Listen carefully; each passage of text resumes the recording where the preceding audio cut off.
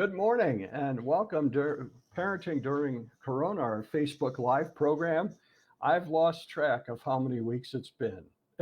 It's been a long time. I was sitting in a kindergarten classroom this morning, and the teacher told the children, he said, "This is our 30th day of online learning." And I'm like, wow. And he did a fabulous job of keeping these kindergartners engaged for 20 minutes. I don't know how teachers do it, especially with the young ones. But here we are, weeks and weeks into it. This is what I call phase 3. I talked about that last week, about coming out of hiding.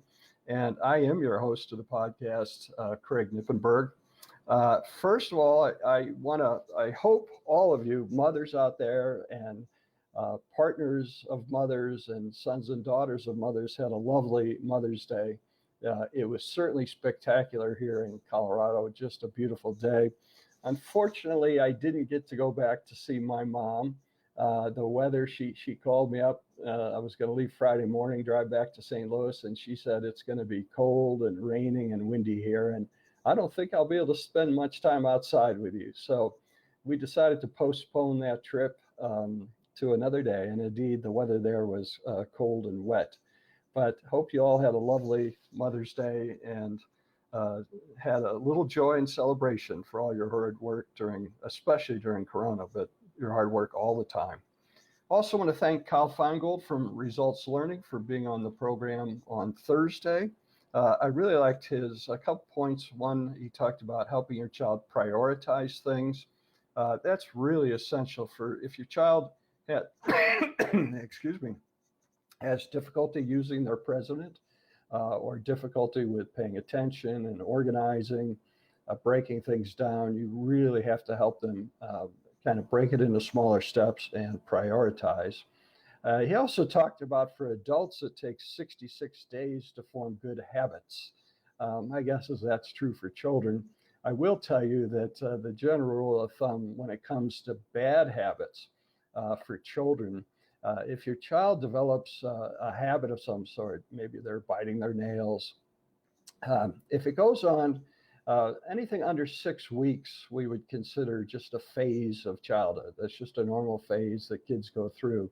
Once you get past 6 weeks, then you really start to get into the habit formation and need to really work on helping your child break some of those bad habits. On a positive note, I wanted to share a few things. In the Wall Street Journal, this was last Friday, they did an article, and it reminded me of one of the things I talked about early on of having an adventure mindset during this time. And the article was called Time to Seize the Day.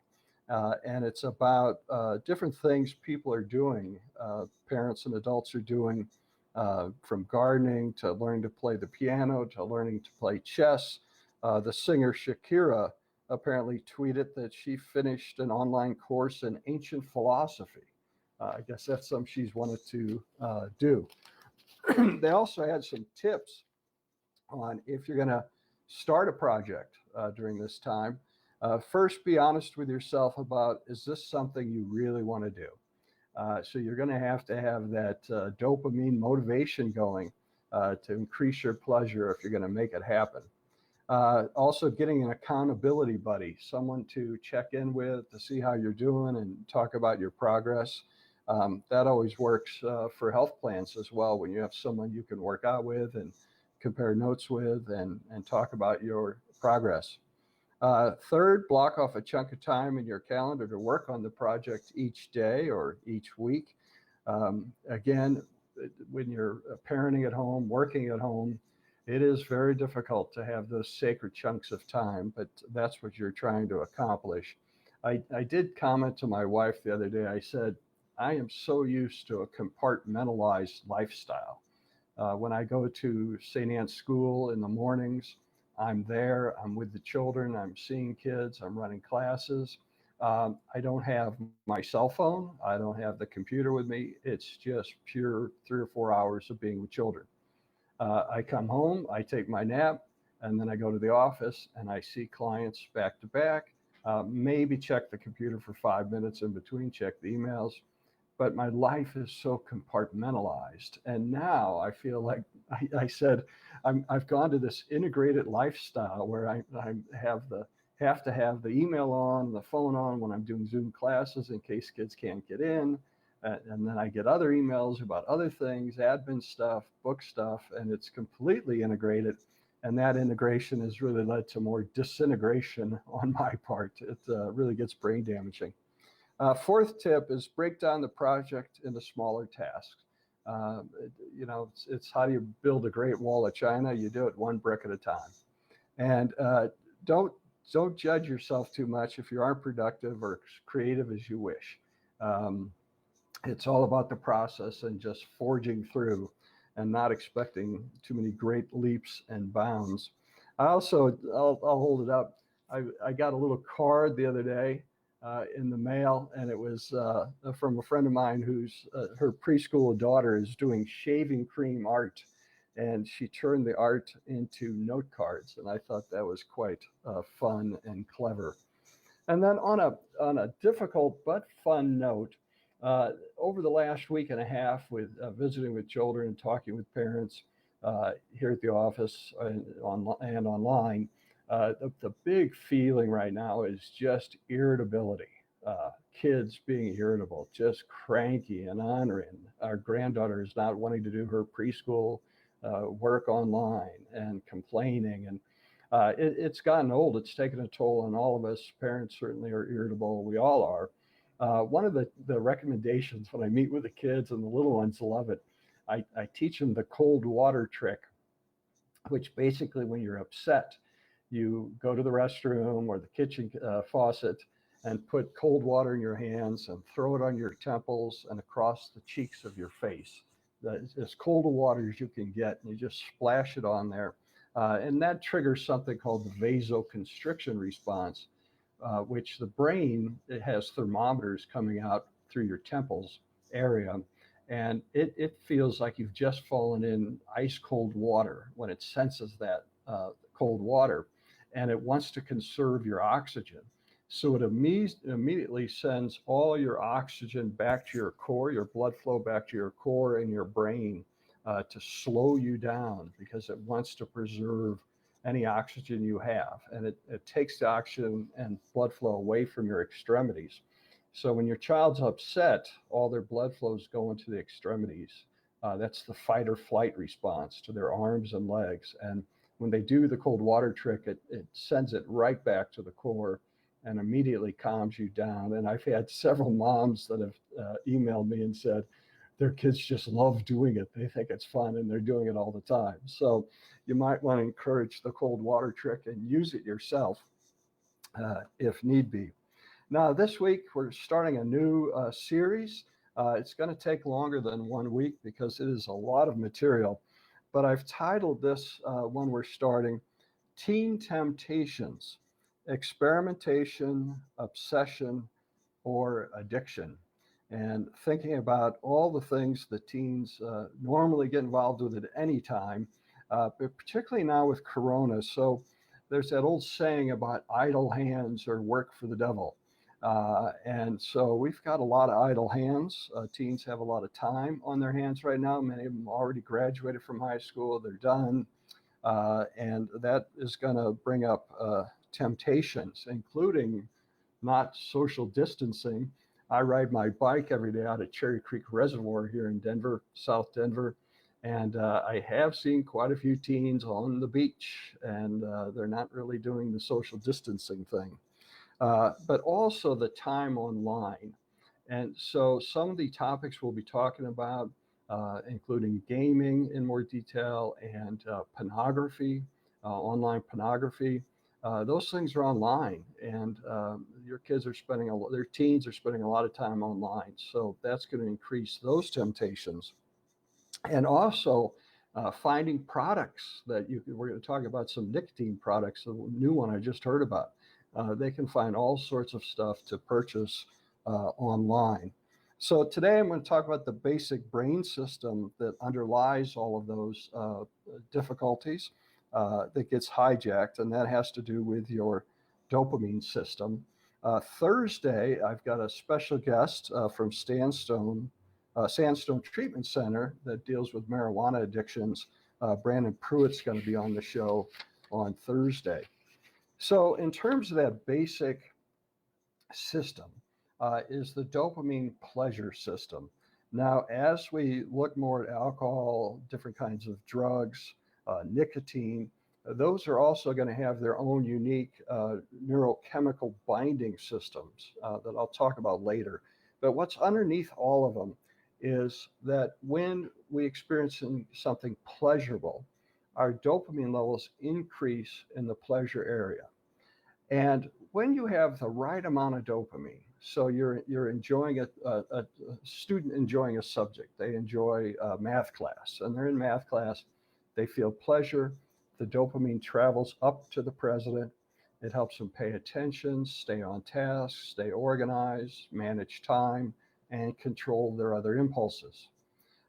When the pleasure system goes a little bit higher, you get into that zone of hyperfocus or single-mindedness. At a lower level, we call it single-mindedness, where you're just in the moment. I had one Sunday, my wife and I went out for a Mother's Day bike ride, and I've been really getting into my old racing bike again. And I got to tell you, when I'm flying along and I just look at that front wheel of the bike just spinning, I just get in this zone where I just feel like I'm flying along and I'm just watching that tire rotate over and over and thinking about nothing else. It's a true break from stress and anxiety and everything else going on. Now, when the dopamine levels go even higher, however, you see a diminishment of the other presidential functions. So the brain, the focus part really gets jacked up. And the brain is like, this is great, focus, focus, focus. You lose perception of time. That's a big one. So when your kids are gaming longer than 20 to 30 minutes, they really do not know how long they've been gaming. When you're searching for something online and enjoying it, you just lose all focus or perception of time. It also takes away impulse control. So if I really into chocolate, we have one chocolate a night before we retire, and I do quite enjoy it. But my natural impulse would be, let's have another one. And you have to use that impulse control to fight the desire to have another chocolate, or for the teen to fight the desire to have another cigarette, or another beer, or another hit of the vape pen. Or some more marijuana. So as it gets higher, you lose that ability to have that self-control. So you see the diminishment of the other functions as the dopamine level increases. Now, unfortunately, for when it comes to gaming, gaming designers measure the dopamine juices players get. They actually do research on this, and they maximize the games to get the most dopamine out of your kid's brain.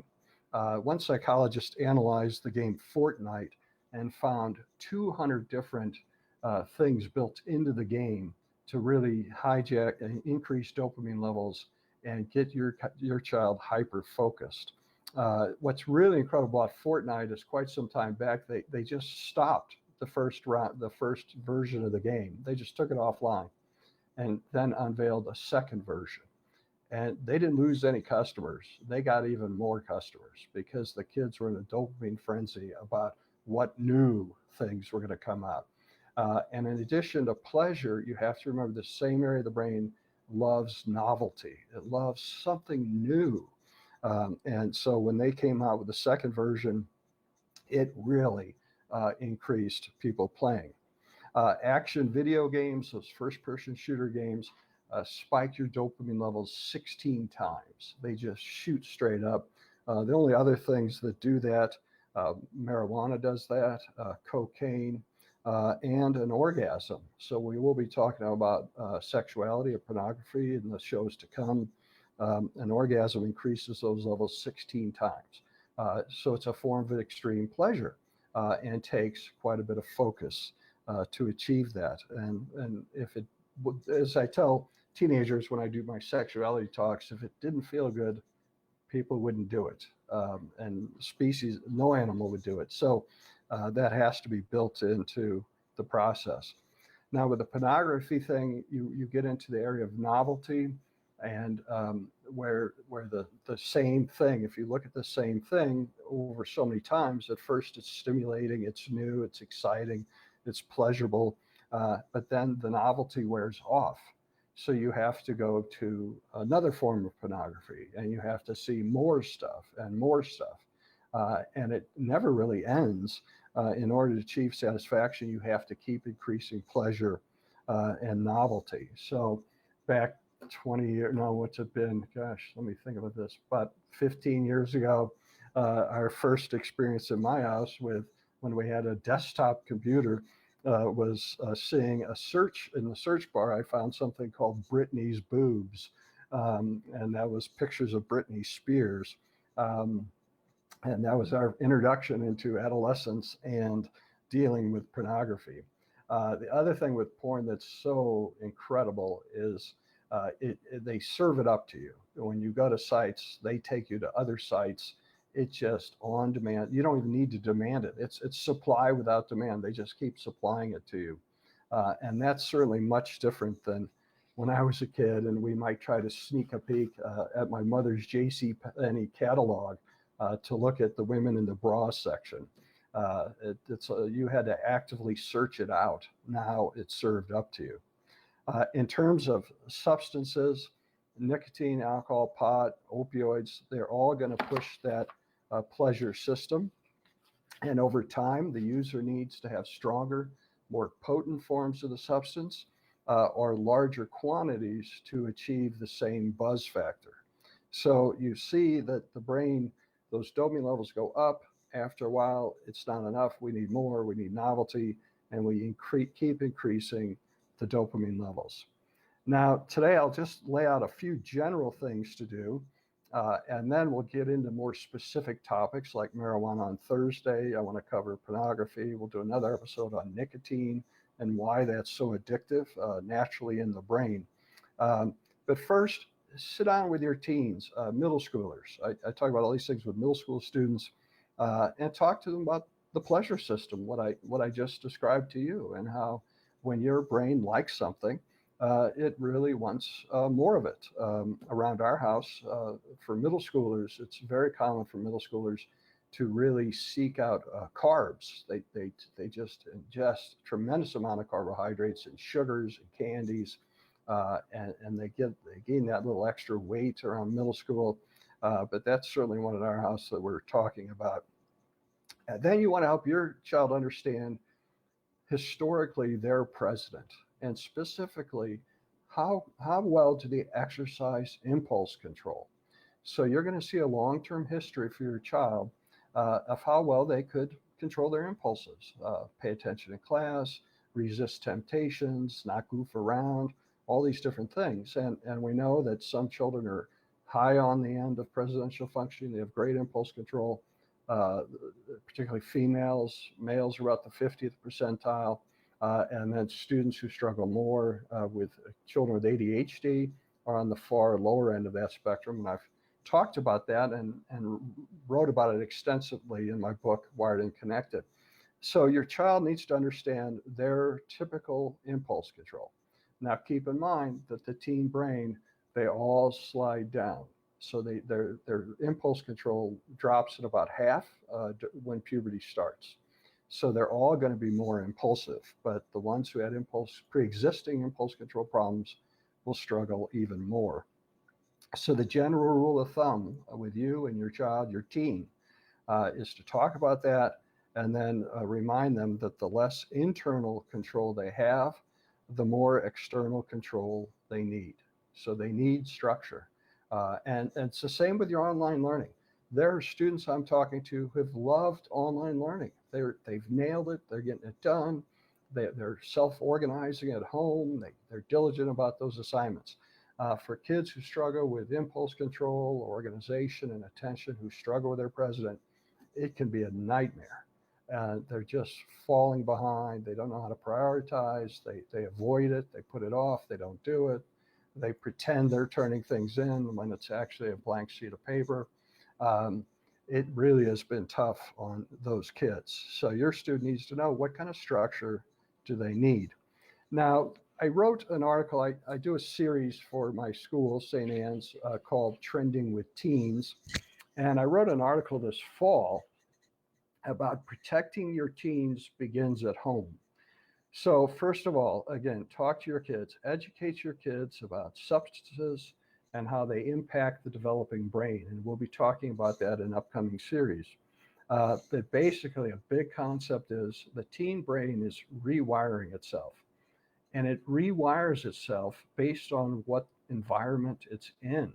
So if you're flooding the brain with nicotine, you're flooding the brain with alcohol or marijuana, the brain is going to get wired to those receptors are going to wired for that substance. So early use of substances is far more likely to lead to addictions later in life. You also want to talk to them about health consequences.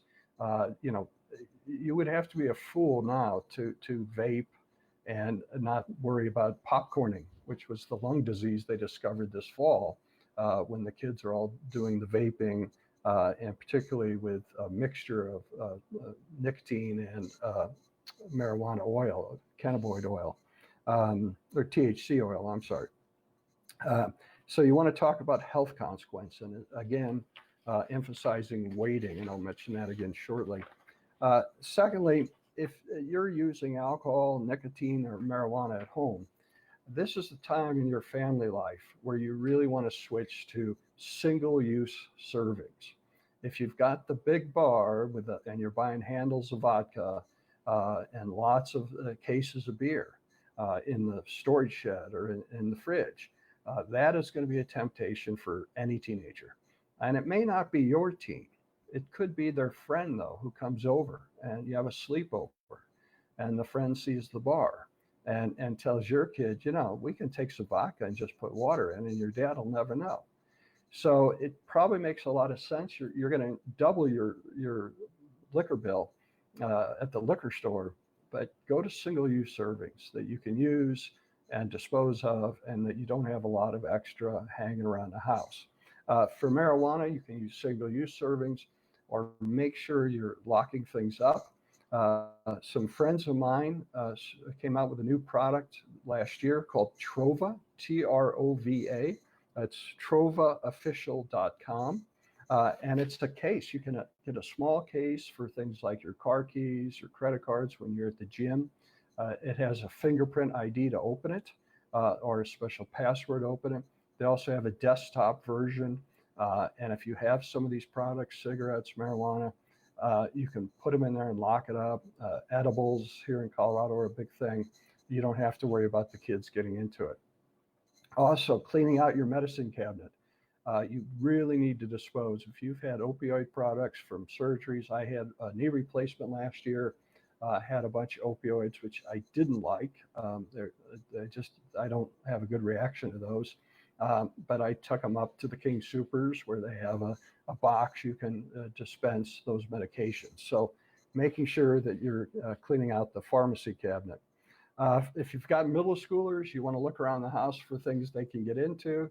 Obviously, no one ever thought of locking up their Tide Pods, their Tide detergent pods, till the Tide Pod Challenge started.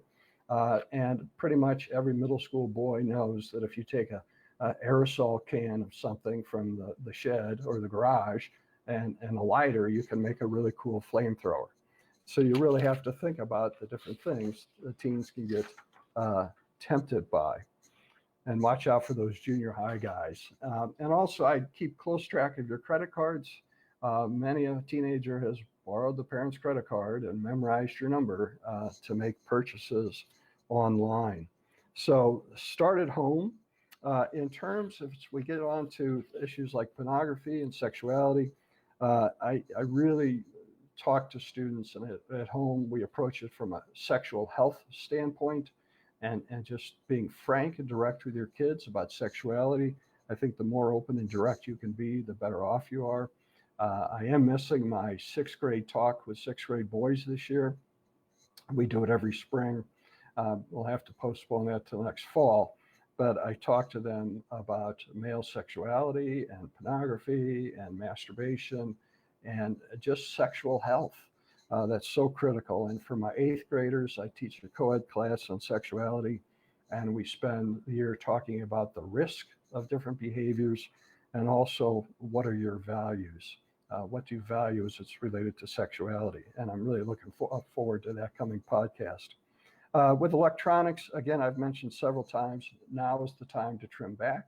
And if you can think about helping your child or teen compartmentalize their electronic uses, so you're better off with shorter amounts of time in blocks. Once you go past about 30 minutes, that's when the dopamine levels really start to get higher and higher and make it harder to get off the device. Also, I just came across a podcast from a group called Fusion Academy. It's a local school, and they have a nice hour-long program on electronics and managing that at home. And Sydney is going to put that in the link to that in the comments section of the Facebook Live cast that you're watching. So that'll be on the site. So for drugs and alcohol too, I would encourage you to study what's out there. When I wrote a couple articles 2 years ago, I first went to a marijuana shop, and I was a little freaked out because I had to give my driver's license. And I'm like, gosh, they're tracking me as I go in here. And I will never forget walking in there and seeing this giant lit up glass case full of edible products. At least 2/3 of the shop was edible products. Everything from Pop-Tarts to the gummy bears, chocolates. I was just couldn't believe it. And then on the smaller counter, they had half a section that was the oils for vaping products.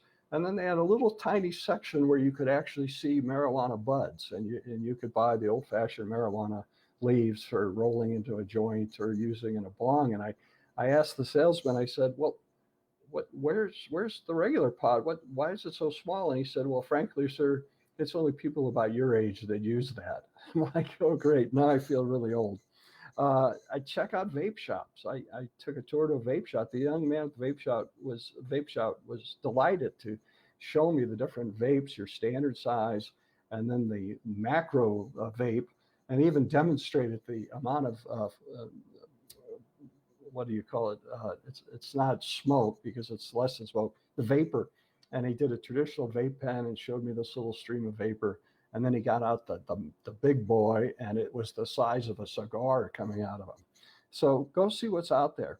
Look online at products. The new one out there for nicotine right now, if you want to check this one out, it's called Zyn 6, and it's ZYN and the number 6. And it's flavored nicotine patches like menthol, peppermint nicotine patches that come, it's a pouch that looks like it's white and it looks like gum. So your teen could have those, so the teacher could see them or you could see them, and they're just, oh, that's just gum. I'm just eating gum. And they just pop it in their mouth and get the rush of nicotine. Years ago, I did a study on energy drinks and just a little reading about energy drinks. And I was pretty shocked about what's all in them. So the basic rule is the more you know, the better off you are to help your teen, but you really have to do some studying. And then remember to promote waiting with your teen. So I like to talk to teens directly about these things are out there, and you're going to be tempted. You're going to be exposed to them in high school, middle school, high school, college. It's really learning about how to have a healthy lifestyle. And part of that is waiting as long as you can. Research out years ago found that if you started smoking cigarettes before age 15, there'd be a 90% chance you would be addicted by age 21.